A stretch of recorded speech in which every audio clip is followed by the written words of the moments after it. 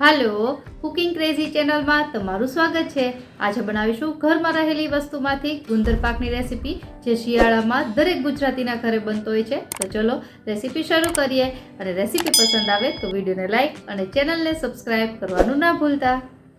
તો ગુંદર પાક બનાવવા માટે સૌપ્રથમ આપણે માપ જોઈ લઈએ।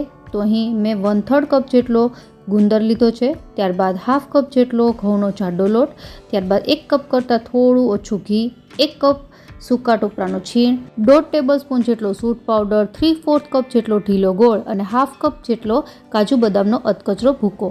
હવે સૌપ્રથમ આપણે આ ગુંદને તળવાનો છે, તો એની માટે આપણે આ જે ઘી લીધું છે એ ગરમ કરી લેશું। તો અહીં જાડા તળિયાવાળા વાસણમાં આપણે સૌપ્રથમ ઘી ગરમ કરવાનું છે। જ્યારે પણ તમે ગુંદર તળો તો ઘી એકદમ ગરમ હોય ત્યારબાદ જ ગુંદર એડ કરો, નહીંતર ગુંદર કાચો રહી જશે અને ગુંદર પાકમાં સ્વાદ સારો નહીં આવે। તો તમે જોઈ શકો છો ઘી એકદમ ગરમ થઈ ગયું છે, તો આપણે થોડો ગુંદર એડ કરી અને તળી લેશું। અને ગુંદર એડ કરશો એટલે તરત જ એ ફૂટવા લાગશે અને તમે જોઈ શકો છો એકદમ ફૂલીને ડબલ સાઇઝનો થઈ ગયો છે। તો આ જ રીતથી બધો જ ગુંદર આપણે તળીને એક વાસણમાં લઈ લેશું। જ્યારે ગુંદ તળો ત્યારે ગેસની ફ્લેમ છે મીડિયમ રાખવાની। તો બધો જ ગુંદ તળાઈને તૈયાર થઈ ગયો છે। હવે આપણે લોટ શેકવાનો છે, તો જે ઘી આપણે બચ્યું છે એમાં જ જે અડધો કપ આપણે ઘઉંનો જાડો લોટ લીધો છે એ જ ઉમેરી અને આપણે શેકી લેશું। અહીં ગેસની ફ્લેમ છે લો ટુ મીડિયમ રાખવી, હાઈ ગેસની ફ્લેમ પર આ લોટને ન શેકવો। તો લગભગ 7 થી 8 મિનિટ જેવો સમય થશે એટલે ધીમે ધીમે લોટનો કલર ચેન્જ થવા લાગશે। તો અહીં ત્યારે તમે જે લોટ જુઓ છો એનાથી થોડો ડાર્ક કલર થાય એટલે આપણો લોટ છે શેકાઈ ગયો છે। બસ હવે આપણે જે કાજુ બદામનો ભૂકો તૈયાર કર્યો છે એ એડ કરી દઈશું। અહીં કાજુ બદામનો એકદમ ફાઇન પાવડર ન બનાવો, અધકચરો ભૂકો રાખો। તો કાજુ બદામનો ભૂકો નાખ્યા બાદ એને મીડિયમ ગેસની ફ્લેમ પર 2 મિનિટ માટે શેકવાનો છે। અને 2 મિનિટ જેવું થાય એટલે હવે આપણે જે સૂકા ટોપરાનું છીણ તૈયાર કર્યું હતું એ એડ કરી દઈશું। અહીં મેં ટોપરાનું છીણ છે એ ટોપરાના વાટકાને ખમણીને તૈયાર કર્યું છે। તમે જો તૈયાર જે આવે છે એ નાખવા માંગતા હોય તો એ પણ નાખી શકો। તો હવે તમે જોઈ શકો છો કે એકાદ મિનિટ માટે એને પણ આપણે શેકીને તૈયાર કરી લીધું છે। હવે ગેસની ફ્લેમ બંધ કરી અને આને થોડી વાર માટે ઠંડુ થવા દેશું। જ્યાં સુધી એ ઠંડુ થાય ત્યાં સુધીમાં આપણે જે ગુંદ તળ્યો છે એને જોઈ લઈએ।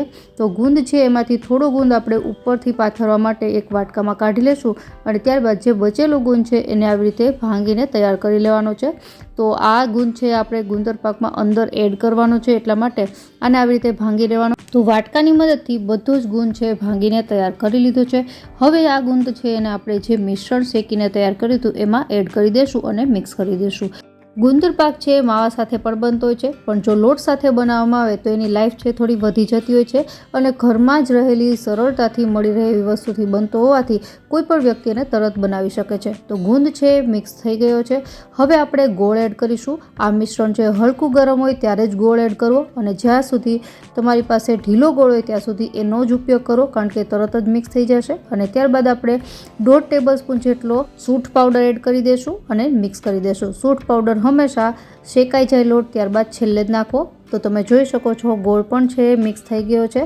હવે આપણું આ જે ગુંદર પાકનું મિશ્રણ તૈયાર થઈ ગયું છે। જો તમે ઈચ્છો તો આમાંથી લાડવા પણ વાળી શકો છો, પણ આપણે અત્યારે સુખડી જેવો શેપ આપીશું એટલે મેં એક ટ્રે છે એને ઘીથી ગ્રીસ કરી લીધી છે, જેમાં આપણે ગુંદર પાકને પાથરી દેશું અને એકદમ સરસ રીતે સેટ કરી અને ત્યારબાદ ઉપરથી જે આપણે તળેલો ગુંદર પહેલાં રાખ્યો તો એને રાખી અને આવી રીતે વાટકાની મદદથી દબાવી દેવાનો, જેનાથી એ ચોંટી જાય અને સૌથી છેલ્લે પિસ્તાથી એને ગાર્નિશ કરી દેશું।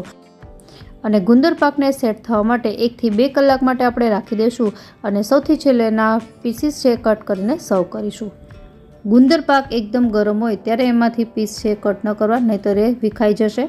તો 1 થી 2 કલાક પછી તમે જોઈ શકો છો કે ગુંદર પાક એકદમ સરસ સેટ થઈ ગયો છે। હવે આપણે આના સ્ક્વેર શેપના પીસીસ કટ કરી અને એને સર્વ કરીએ। તો અહીં ઊભા અને આડા કાપા કરી અને હું તમને એક પીસ છે કાઢીને બતાવું તો તમે જુઓ એકદમ સરસ ગુંદર પાક તૈયાર થયો છે।